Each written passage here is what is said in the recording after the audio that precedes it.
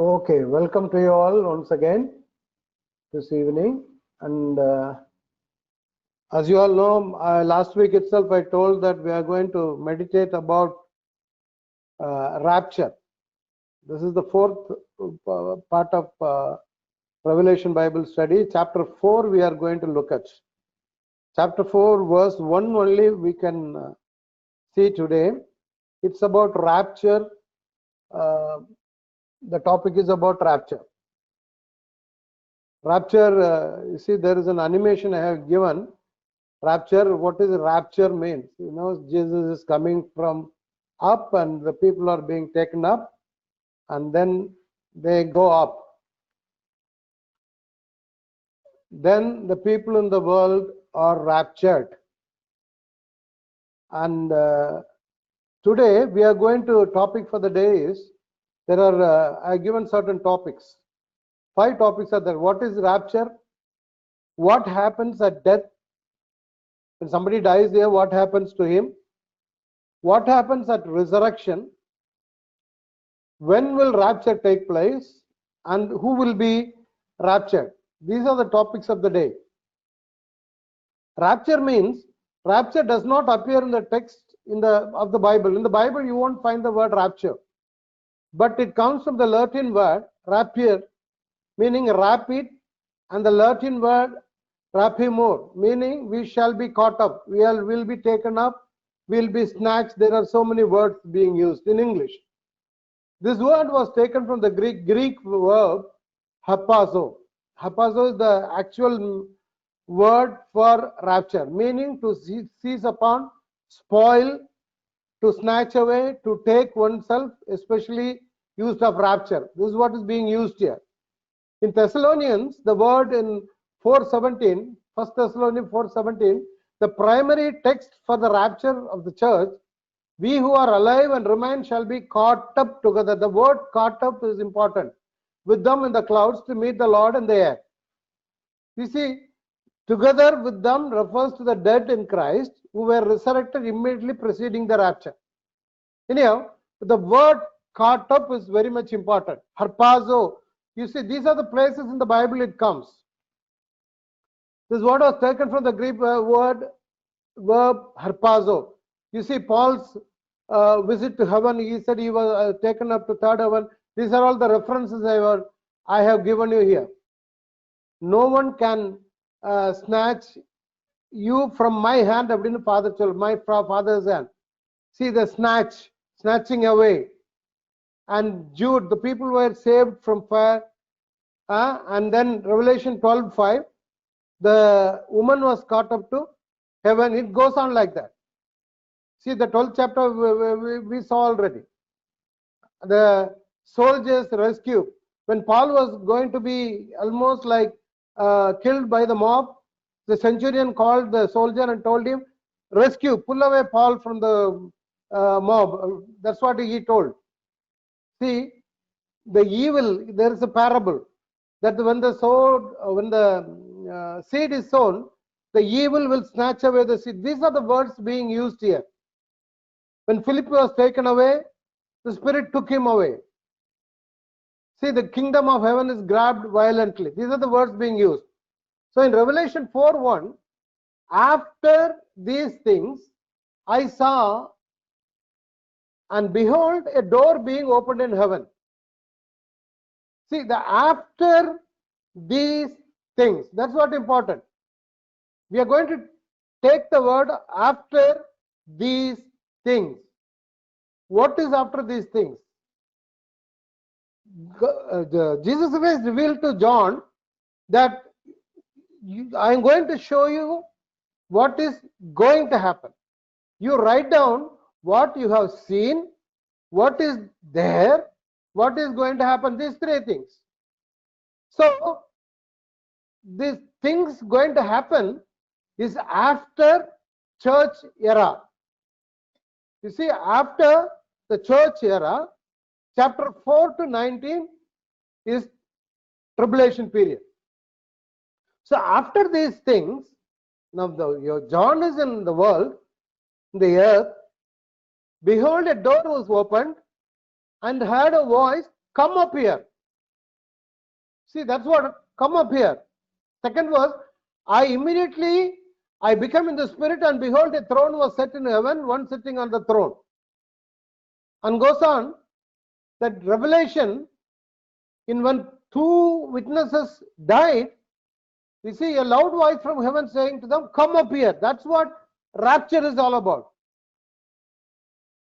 So after these things, after what things? That's what our topic of the day. After rapture.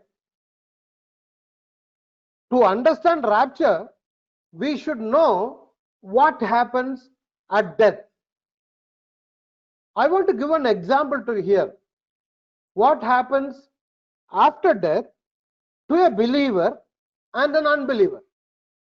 See, I'm giving these characters only for demonstrative purpose.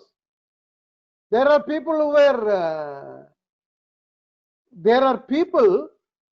were the previous studies told me, the Lazarus and rich man, it is a story during Jesus' time. How come they accepted Jesus? Okay, let us say that they are the present day Lazarus and the rich man.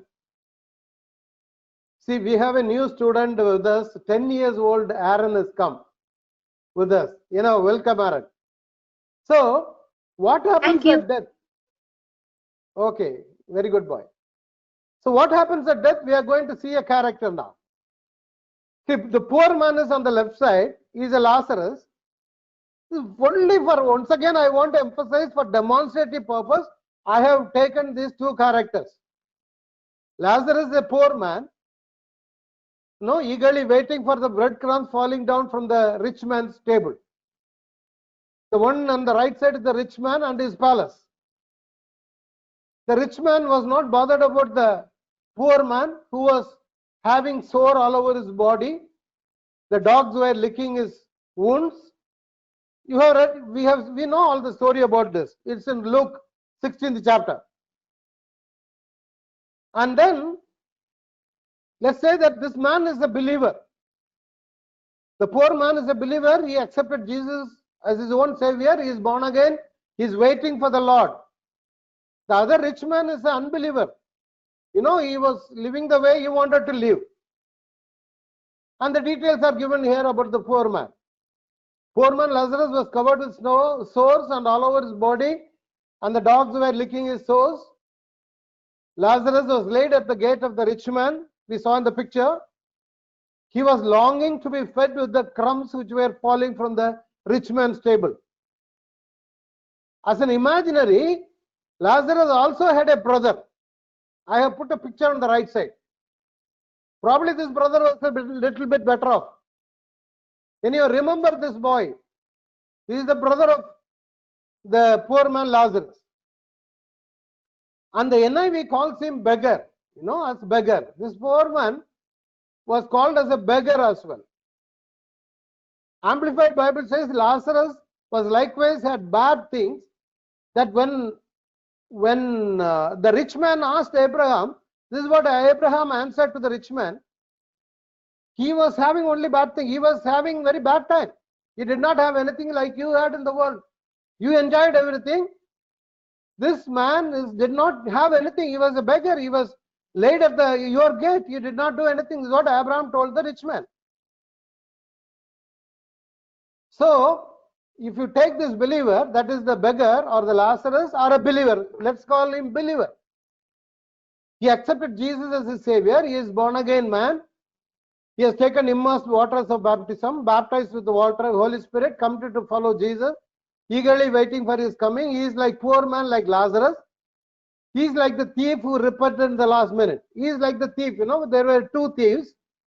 One man asked Jesus, remember me when you come into the paradise.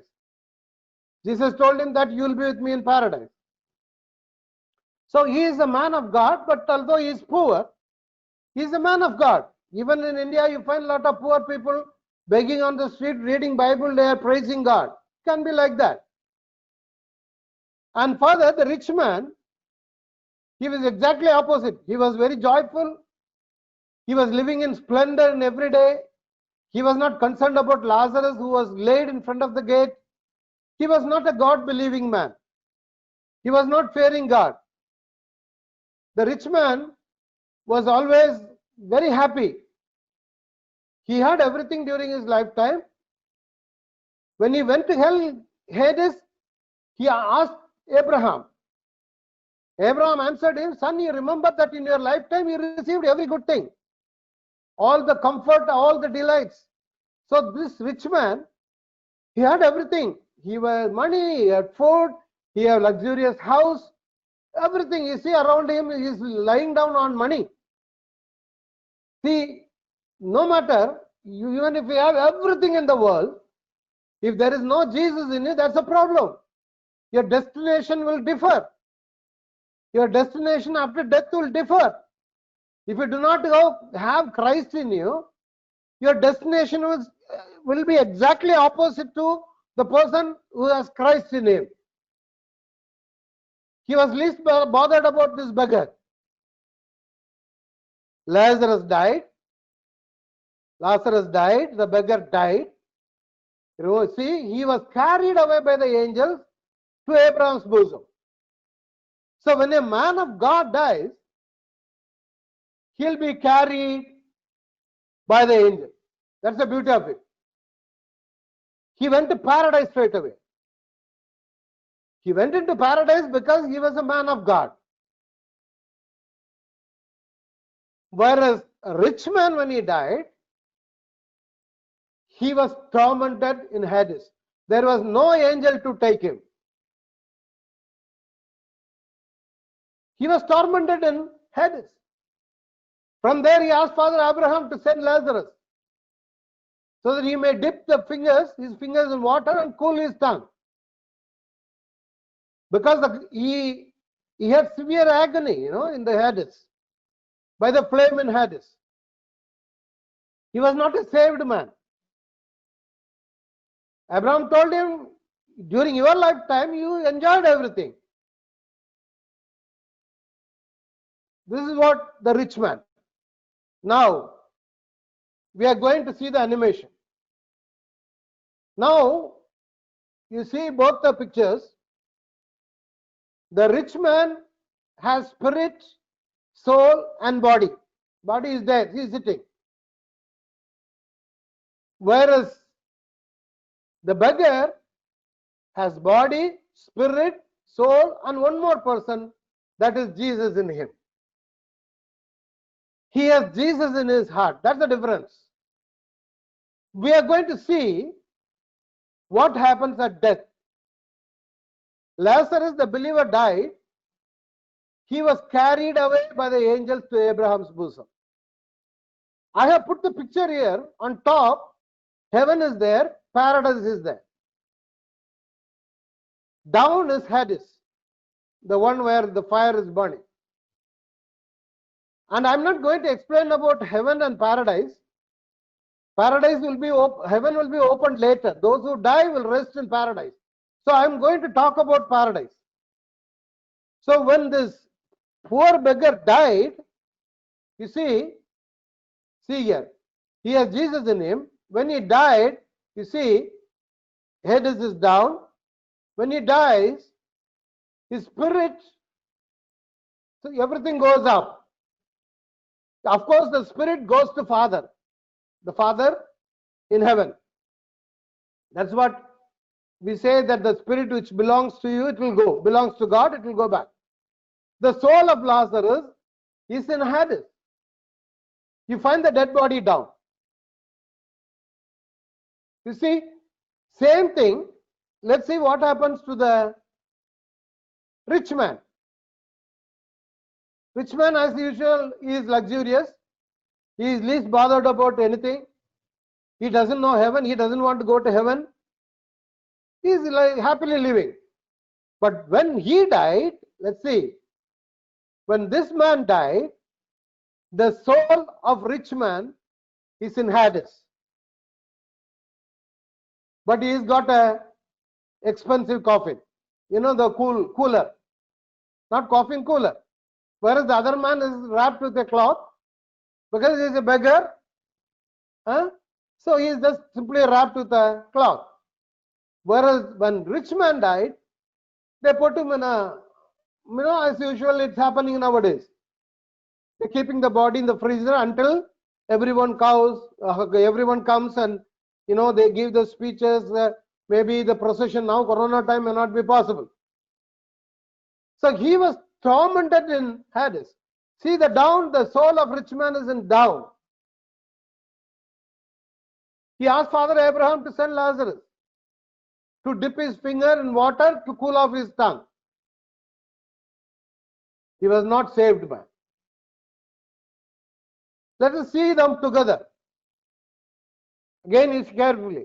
This is what happens when there is no Jesus in us, where you will go. If there is Jesus, where you will go. That destination differs. One goes up, one goes down. Let's see the beggar. When he died, his soul went to paradise. Spirit to God. And when the rich man died, his soul went to Hades. His body is there in a cooler. Now, both the bodies are kept like this. You see, the rich man and the poor man, what they would have done is that there is, he cannot afford for a better coffin. Probably, they bought this kind of very cheap material coffin. That's what he can afford. He can. Municipality would have made a box like this, whereas this man is placed in a very high quality, superior quality casket. So Ecclesiastes 12:7 says that then the dust will return to the earth as it was, and the spirit will return to God who gave it. As I told you, the spirit will return to God who gave it, which it belongs to you. Whereas the soul of the poor man is in paradise, and the rich man is in Hades. Although the boxes are differing, for the poor man, the procession would not have been nothing. They would have taken the body and buried him. You see? Now, once again, I want to show you. It goes on like this. So the other way around. Now, for the rich man, everyone will come. There will be TV coverage. The final speech for the dead people. He was so good and all that. For the other man, nothing would have happened. So what the Bible says after the death of a believer? Jesus said to her, I am the resurrection and the life. He who believes in me shall live even after he dies. You see, that's what happens when we have Jesus within us. The moment you close your eyes here, you will know you will live forever. That is what the death to a believer. And the poor man died and he was carried away by the angels to Abraham's bosom. You see, he was carried away, not the dead body. He was living, he was sitting in a bosom. And see the other thing, look, Jesus, remember when you come, the thief was telling, he said, truly I say to you, today you shall be with me in paradise. See, Jesus says, you shall be with me. You will be alive. The other person also is suffering, alive. But he is suffering. He is tormented in Hades. He who believes in me shall live even if he dies. Then goes on, let's see, next verse. See, when they went on stoning Stephen, Stephen prayed that, Lord Jesus, receive my spirit. Paul is writing to Philippians that I am hard pressed from both directions, having the desire to depart and be with Christ, for that is very much better. See, this is what is important. For a Christian, it is better to depart from here. Even the moment you depart from here, you will be with Christ. I have told you earlier that, There was a pastor in Iran, Pastor Dibaj. The government threatened, he was telling gospel to everyone. Many Muslims accepted Jesus because of this Dibaj. So the government authorities called him and threatened him that, if you proclaim Jesus, we will kill you, we will execute you. And Pastor Dibaj told the government officials that my fellow brothers are standing at the edge of the hell. They are near the well, near the edge of the well. Anytime they can fall down and die. I want them to go to heaven, not to hell. I will proclaim. So the government threatened the Pastor Dibaj that, do you know that your life is in my hand, in our hand? If we will kill you this moment, it's in our hand. But he told them that it may be in your hand. By killing me, you are sending me to my Father, Heavenly Father. You are doing better things. So I want to tell you one thing, he said, if you kill me, I'll go to heaven. If you let me live, I will live for Jesus. He said, if you kill me, I will live with Jesus. If you let me live, I will live for Jesus. See, that's what our death it happens. Paul was desiring, I am inside this, the body made of clay. It's like a clay. The body is like a clay pot. We are living inside. That's it. Anytime this will be broken. But the life within us is very much precious. We are ignorant of it. When we think that we are being respected because we are wearing a very expensive dress with perfumes and everything. No, not like that. The moment the life goes out of your body, nobody will touch the dead body. See, even the dead chicken has more value than a human dead body. Always remember that. That dead chicken you cut and fry and eat. But when we go to a funeral house, we are scared to touch the dead body. Even if you touch the dead body, you will come home and wash your hand. I remember in our church long time ago, one lady passed away. We took her body. From the mortuary, the body was taken. We went to the mortuary. They said, come to the mortuary. We will, you come and pick up the body and go to airport. When we went to the mortuary, they said the body is already sent to airport. Then we went to the airport to identify the body, the coffin. When we went there, they said, you go to the cargo section. When we went to the cargo section, the coffin is laid among all other cargos. You see, aluminum box. This is what happens. That particular person was a rich woman. When she goes, everybody will respect her. But the moment body goes, the life goes, their body will become cargo. We are respected not because of your body, your look, your beauty, not because of the dress we have, but because of Jesus within you. Paul says, I prefer rather to be absent from the body and to be at home. Our home is not here. Always remember, our home is not here. The moment you close your eyes, you'll go to heaven. We'll go to our house. This is a temporary house. For this temporary house only, we are toiling, we are suffering, we are making so much of trouble and so much of problems are going on. Not like that. The rapture is, the secret coming of Jesus Christ, transporting of believers and the resurrected dead believers to heaven at the secret coming of Jesus Christ in mid-air. Only believers will know that. The secret coming is different. Taking up is different. The word is different. Parousia. Parousia. Meaning the presence, arrival or official visit. Jesus will come from above to receive the believers. That is the secret coming of Jesus Christ. So once again, I wanted to show you, some of you have come very lately. You see here, when a believer dies,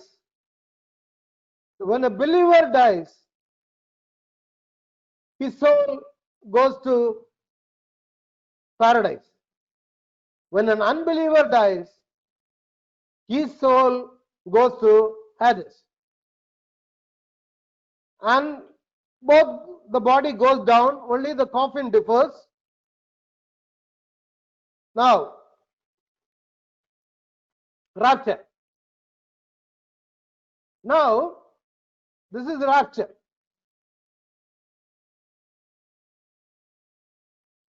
The dead will rise first. Jesus is coming from above. They will be taken up. Then you can call these are the people raptured. Now, there are some characters. Once again, see here.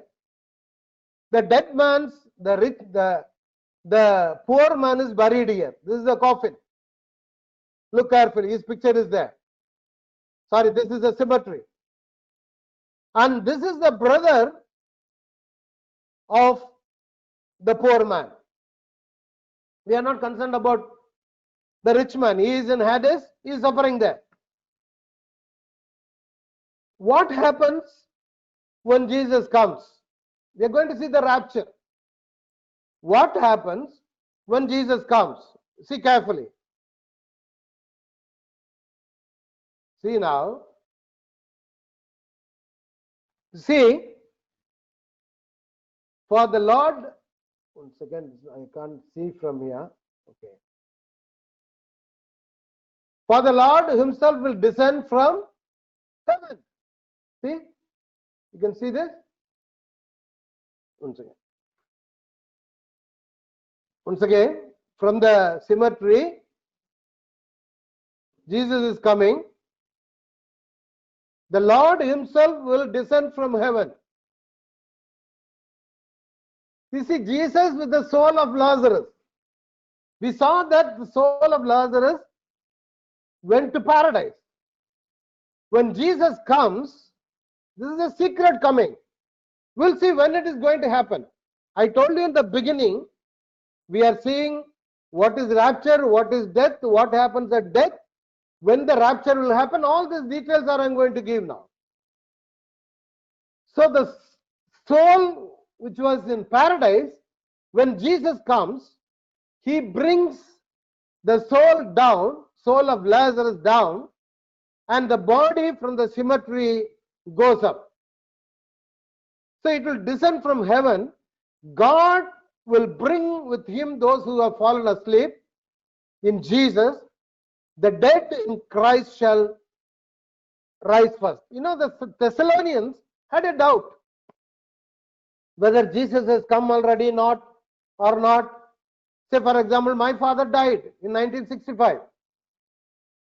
When he died, he became a believer. Last minute, he became a believer.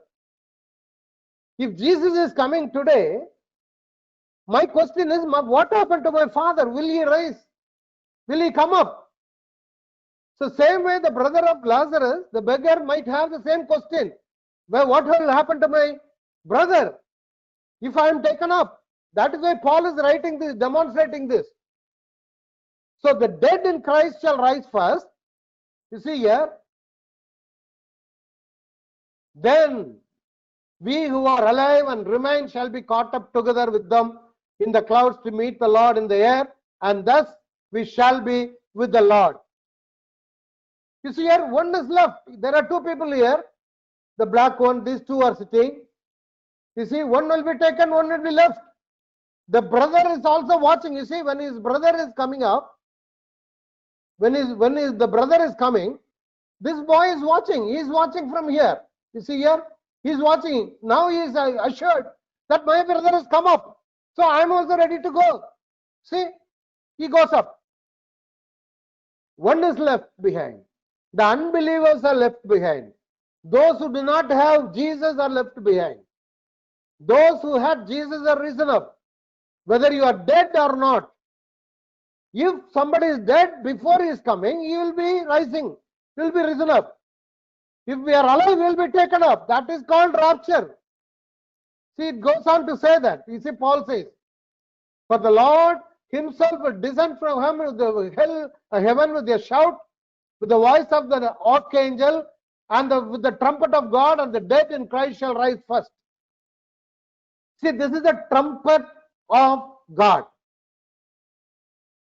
In 11th chapter, 15th verse, there is a trumpet. That is the trumpet for the vials. There are about 7 vials. You know, bowls, the vials, bowls judgment, they call it. But this is like the trumpet heard in the Mount Sinai, God's trumpet. With the sound of the trumpet of God, the dead in Christ shall rise first.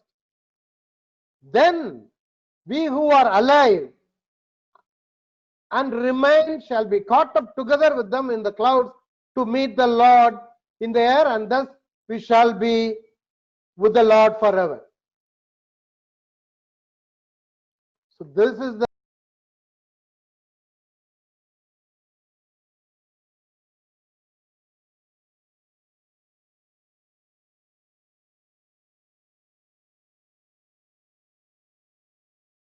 okay. Now this is what happens. Let's see at the trumpet sound what's going to happen. 1 Corinthians 15, he says that, behold, I tell you a mystery. We shall not all asleep, but we shall all be changed in a moment, in the twinkling of an eye at the last trumpet. If you and me are ready, in the twinkling of an eye, we shall be transfigured. We shall be changed. The dead will be raised. The perishable will become imperishable. We shall be changed. You see, that is what the perishable body will become imperishable. That's what happens. The perishable must put on the imperishable, and this immortal must put on the immortality. Death is swallowed up in victory. It goes on to say, "O death, where is your victory? O death, where is your sting?" See, when death cannot overcome a believer. If a believer, if he died earlier before rapture, he can ask the death, "O death, where is your sting? Where is your victory?" See? And you can ask the hell as well. When Jesus comes, we will be resurrected. We will be with him. Thanks to be God who gives us a victory through our Lord Jesus Christ. Everything happens through our Lord Jesus Christ. 1 Thessalonians, he goes on to say, "Brethren, we do not want you to be uninformed, brethren, about those who are asleep." You don't worry about your dead ones. Do not grieve about it. There is a hope for it. God will bring with him. He says very clearly, 1 Thessalonians 4:14, God will bring with him those who have fallen asleep in Jesus. So they are alive. The moment we die here, we are going to be with him, and he is going to bring the soul down with him. For this we say to you by the word of the Lord, that we who are alive and remain until the coming of the Lord will not precede those who have fallen asleep. See, we will not precede them. We will not go before the dead one comes up. We will be caught up together, it says that. We who are alive and remain will be caught up, will be raptured. Therefore, comfort one another with these words. You see, these are the comforting words, brother. From this you can find out, you can figure out that rapture is going to happen before tribulation. We will see today also. I think I have time. Yeah. Comfort one another that you will be with me in heaven. You will be raptured. This is a comfort you and me have. When a Christian dies, there is a comfort. You know, that is a victory. I told you earlier that be truthful till death. I will give you the crown of life. Jesus said. So death is not a failure. Death is a victory to a believer. Death is going to his own house. We are stuck with the temporary world. We are stuck with the world. We are glued with the world. And we feel sorry for those who departed. But those who are departed for good. They have gone to their heavenly abode. They have gone to their own house. That's the reason Paul says, comfort one another. He is not dead. He is alive. He is with the Lord. He is in the presence of the Lord. So God says, be alert. Therefore, be on the alert. Why he is telling? Jesus comforting his people. Be on the alert, for you do not know which day our Lord is coming. But be sure of this, that if the head of the house had known at what time the night thief will coming, he would have been on the alert. So you don't know what time the thief is coming. So you will have to be alert. If someone tells you that the thief is coming at today 12 o'clock, around 11:45 or 11:55, we'll be ready with a vigilant camera, CCD, closed circuit camera, everything. We'll call the police, inform the police and all that. But Jesus says, at what time he is coming, we do not know, and be on alert. Like how the man, to protect his possessions, treasures, he is on alert all the time. We have to be alert. Anytime Jesus will come. See, there are two comings, you remember. One is before tribulation. The other one is after tribulation. After tribulation is called the second coming. That we will know. We will be ready. But the coming before tribulation, no one knows. That's the reason you also must be ready. For the Son of Man is coming at an hour when you do not think he will. You wouldn't know when he is coming. He writes to Revelation. So remember what you have received and heard, and keep it and repent. Therefore, if you do not keep awake, I will come like a thief, and you will not know at what hour I will come to you. So the rapture is very much important in a Christian's life. We have to be waiting for his coming. That's the reason why, 5 virgins were ready, 5 were not ready. So many parables he told. Be ready. At what time he is coming? But some people claim that Jesus will come in the middle of tribulation and post-tribulation. That we will see. I have the details as well. So he is going to come like the thief at any time. And rapture is not a new thing. It is not going to happen for the first time.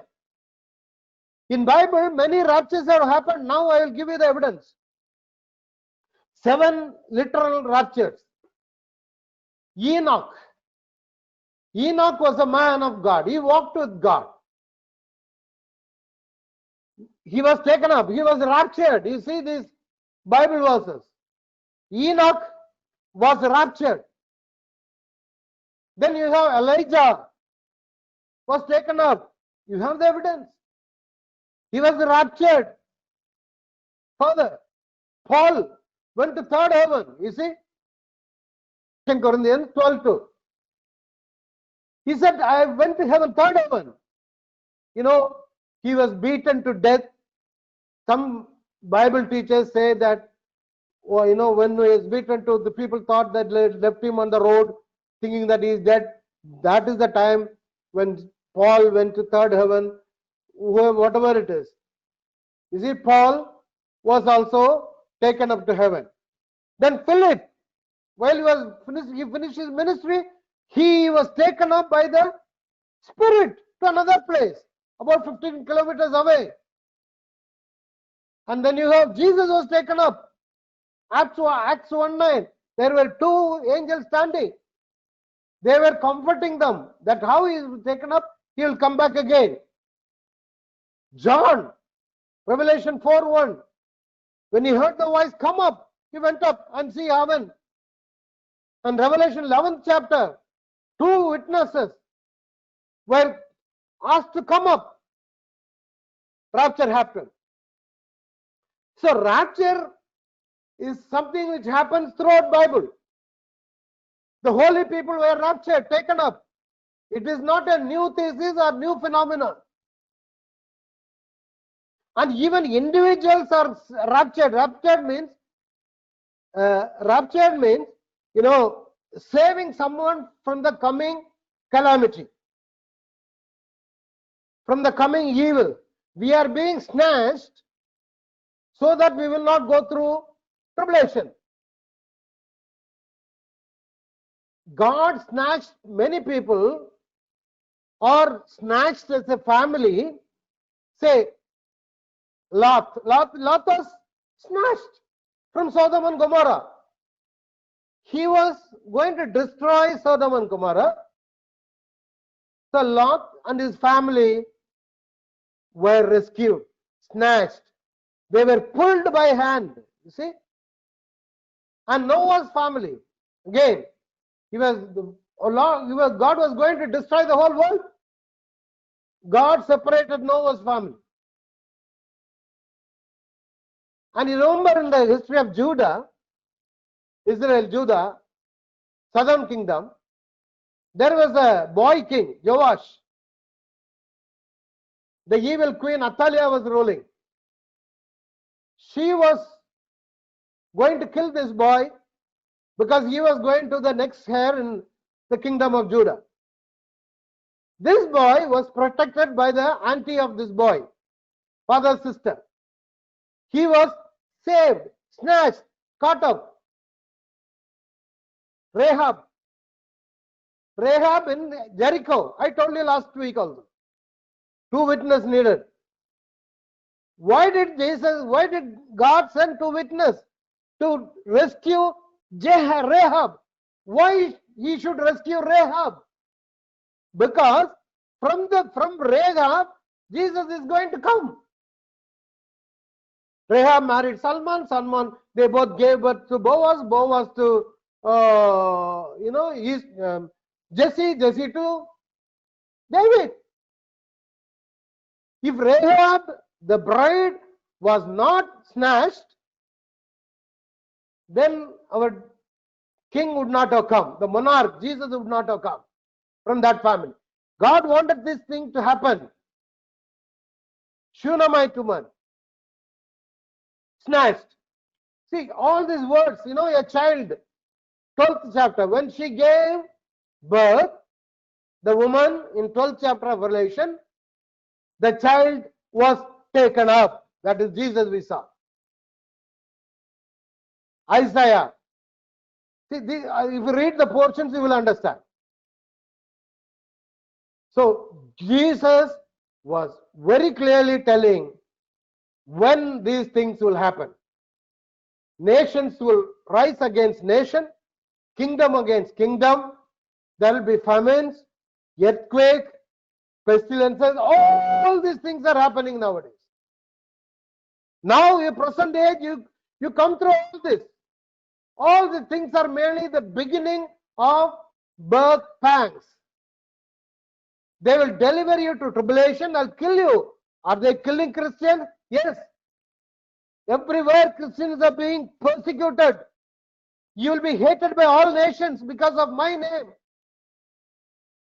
At that time, many will fall away and will be betray one another and hate one another. False prophets, every false teaching is going on nowadays. The lawlessness will increase. Is it happening now? Love will grow cold. Yes, love has come down in hearts of people. These are the signs that he is going to coming very soon. I am giving you the evidence for rapture. Pestilences. You know, always 4 things God will use to punish the nation. Famines, you know, and then war, pestilences, diseases, evil animals. Evil animals will come into the land. But before that, the preaching is important. The gospel of the kingdom shall be preached in the whole world as a testimony to all the nations. Then the end will come. This is what happened. 4th chapter 1. The church is here on the left side. The tribulation is going to start. 7 years period. When the tribulation starts, just before tribulation, rapture is going to happen. There are 3 views about rapture. I explained this picture as well. During tribulation, the one on the white horse is the Antichrist. The other in the white horse on the right side is Jesus Christ, and this is Antichrist. You see, at the end of 7 years, Jesus Christ is going to come. The beginning of 7 years, Antichrist is going to come as a ruler. He will make a covenant, tie up with the Israelites, and he will tell them that he will build the church. And before this incident happens, rapture should happen. These are all the 7 churches.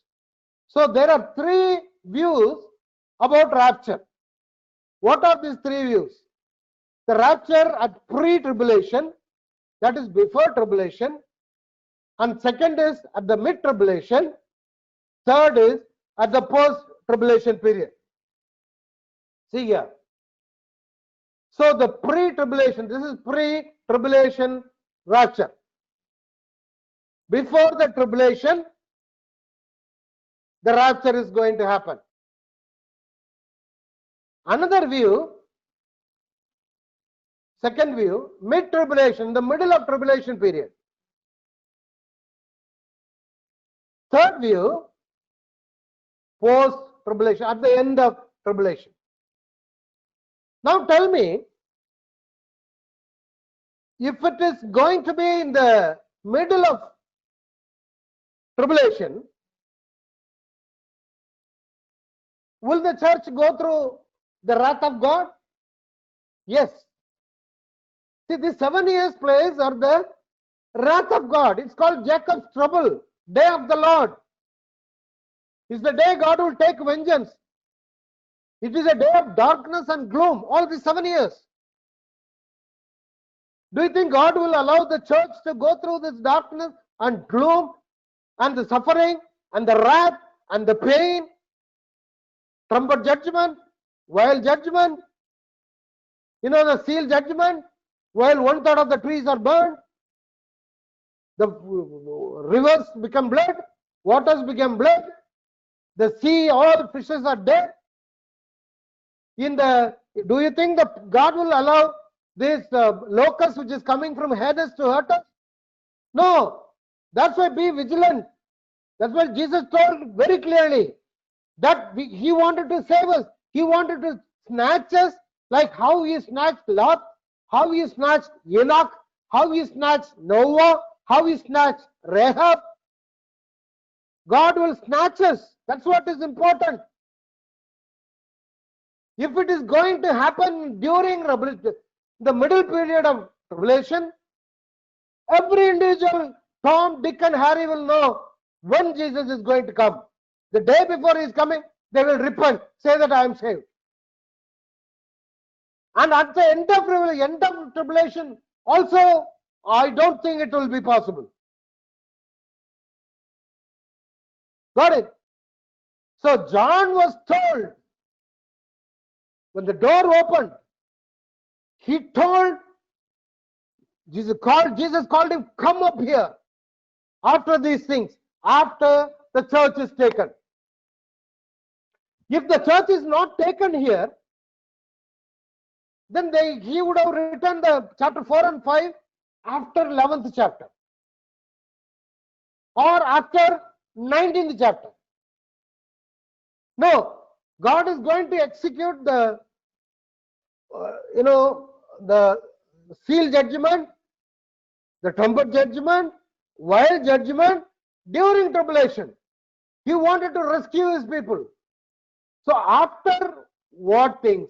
After the church is taken up. So be ready. That's what he says.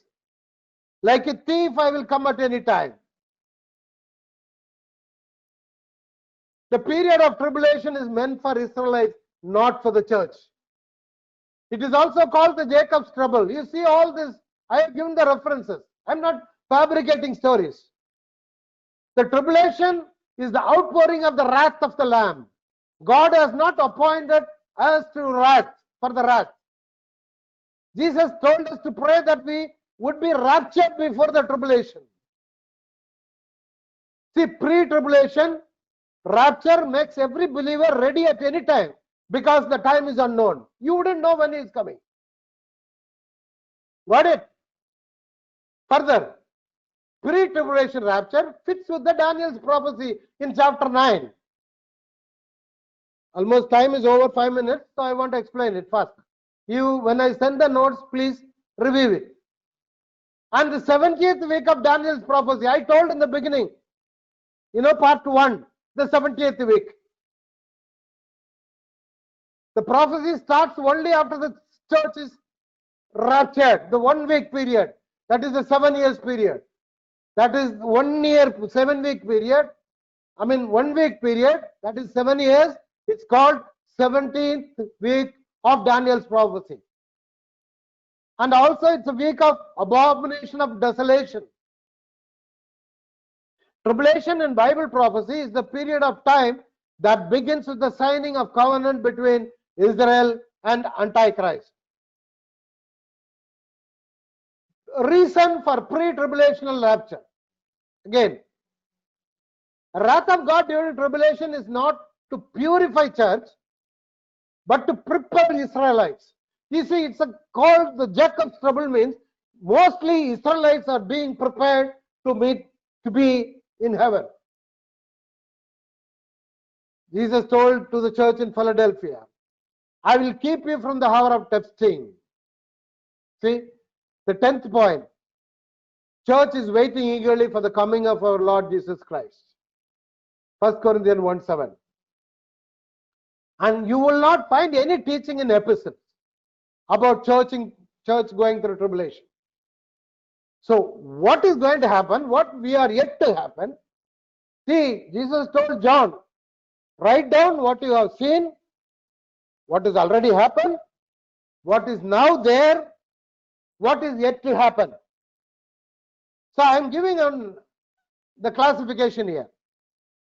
We are at the period of grace, waiting for the Lord to come. Jesus is coming, secret coming. Suddenly, anytime he will come. The believers are taken up. We saw how Lazarus was taken up. That means the church is taken up. The church is taken up.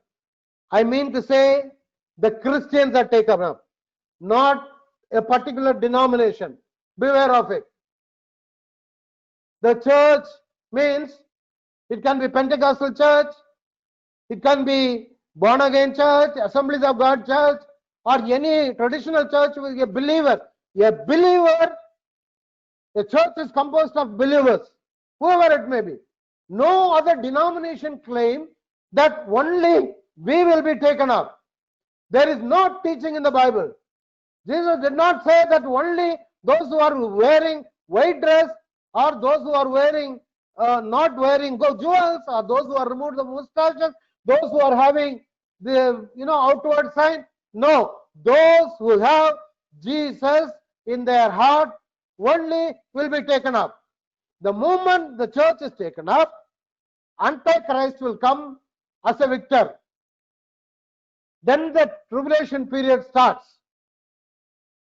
It is for 7 years. This is the 70th week of Daniel. After the end of 70th week, the 7-year period, this is the obvious coming, second coming. This is known. Jesus is going to come here.